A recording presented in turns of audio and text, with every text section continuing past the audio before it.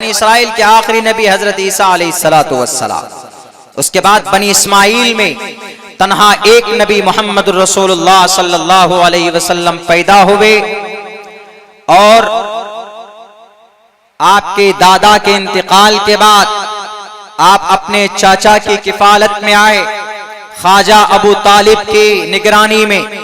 خواجہ ابو طالب کے پاس رہتے تھے، کام کرتے تھے، اور کبھی کبھی اس وقت ایک جنگ ہوئی تھی، جنگ فجار۔ آپ علیہ السلام تیر اپنے چاچا کو پکڑاتے تھے۔ اتنے امانت دار تھے اور اتنے صادق اور سچے تھے کہ لوگوں نے صادق الامین کہنا شروع کیا۔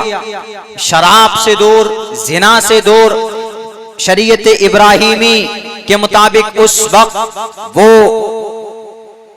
مکہ المکرمہ کے تقریباً خصوصاً قبیلہ قریش کے لوگ عمل کرتے تھے۔ آپ علیہ السلام کا کوئی غلط قدم نہیں اٹھا تھا نبوت سے پہلے۔ 25 سال کی آپ کی عمر ہوئی، آپ علیہ السلام خدیجۃ الکبریٰ نے دیکھا کہ ان کا نام بہت فیمس ہے، بڑے امانت دار ہیں۔ کہا کہ محمد تم ہماری دولت لے کر جاؤ، مال لے کر جاؤ فروخت کرنے کے لیے ملک شام، اور جو بھی اس میں منافع ہے، جو بھی ہوگا اس میں انکم ہوگا، اس سے آپ کو بھی ہم دیں گے، 2 گنا دیں گے، اوروں سے زیادہ دیں گے۔ خدیجۃ الکبریٰ دنیا کی ٹاپ موسٹ انٹیلیجنٹ عورت تھی، یعنی بہت زیادہ عقل مند عورتوں میں ان کا شمار ہوتا ہے۔ جب گئے آپ تجارت کر کے آئے، مال فروخت کر آئے، 3 گنا فائدہ آپ نے دیا، تو اسی وقت حضرت خدیجۃ الکبریٰ 2 مرتبہ بیوہ ہو چکی تھی۔ محمد رسول اللہ کے لیے پیغام نکاح بھیجا۔ بہت سے لوگ کہتے ہیں کہ محمد رسول اللہ نے تو خدیجہ کی دولت دیکھ کر ان سے نکاح کی بات کی تھی۔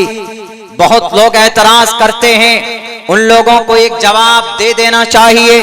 اگر کوئی اعتراض کرے کہ محمد رسول اللہ خدیجہ کی دولت کی وجہ سے اور ان کے مال اور ان کی پراپرٹی کی وجہ سے آپ نے ان سے نکاح کیا تھا، تو ایک بات کان کھول کر وہ لوگ سن لیں، خدیجۃ الکبریٰ نے نکاح کا پروپوزل دیا تھا، محمد رسول اللہ نے نہیں دیا تھا۔ آپ نے اپنے چچا خواجہ ابو طالب کے پاس اس کو ریفر کیا، خواجہ ابو طالب نے اجازت مانگی، محمد رسول اللہ نے کہا کہ I am ready to get married with the Khadija, ہم خدیجہ کے ساتھ نکاح کرنے کے لیے تیار۔ محمد رسول اللہ تیار ہوئے، خواجہ ابو طالب نے نکاح کا خطبہ پڑھایا۔ نکاح ہوتا ہے، اگر دولت کی ضرورت ہوتی تو ابو جہل بہت ساری دولت لے کر پہنچا تھا، ابو لہب پہنچا تھا، عتبہ شیبہ پہنچا تھا کہ محمد نبوت ملنے کے بعد آپ علیہ السلام ان کو بھی لیتے، لیکن تاریخ گواہ ہے کہ نبوت ملنے کے بعد آپ علیہ السلام نے ان دولتوں کو ٹھکرایا۔ آپ نے کہا کہ مجھے میرے رب نے جس کے لیے اس دنیا میں بھیجا ہے، تم لاکھ کوشش کر لو، چاند کو ہاتھ پر لا کر رکھ دو، میں پھر بھی اس کام سے باز نہیں آ سکتا جس کام کے لیے مجھے میرے اللہ نے اس دنیا کے اندر بھیجا ہے۔ اللہ کے نبی علیہ السلام نے ان کی دولت کو ٹھکرا دیا، لیکن آج تو لوگ چند روپوں میں بک جاتے، اپنے ایمان کو بیچ دیتے۔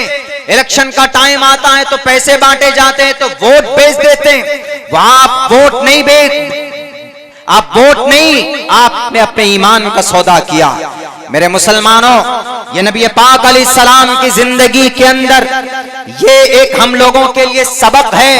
آپ علیہ السلام کی زندگی میں کہ دولت آئے، مال آئے، کچھ بھی آئے، ہمیں غلط قدم نہیں اٹھانا چاہیے۔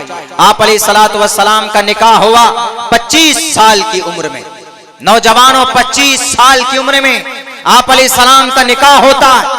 ایک 42، ایک 40 یا 45 سال کی عورت سے کوئی تیار نہیں ہوگا، لیکن قربان جائیے محمد رسول اللہ پر نکاح آپ نے کیا، اور تمام اولادیں آپ کی تقریباً خدیجۃ الکبریٰ رضی اللہ تعالیٰ عنہ کے بطن سے پیدا ہے۔ کوئی مائے کلال ایسا نوجوان جو کہے کہ 2 مرتبہ اگر کوئی بیوہ عورت ہے سماج میں اور اس کی جوانی 30-25 سال کی ہے، وہ یہ کہے صرف خالص اللہ کے لیے کہ میں اللہ کی رضا کے لیے ایک عورت سے جس کی عمر 40 سال